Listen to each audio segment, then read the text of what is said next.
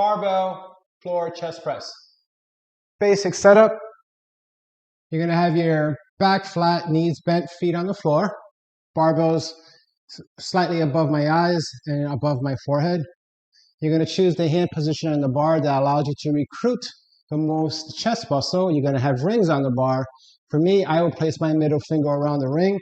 For you, you again have to explore different hand positions to see which one's going to get the most chest for you, because it's all contingent on the width of your shoulders. For me, I'll place my middle finger around the rings. Important part, inhale as you bring the barbell up, exhale, and you have to stabilize.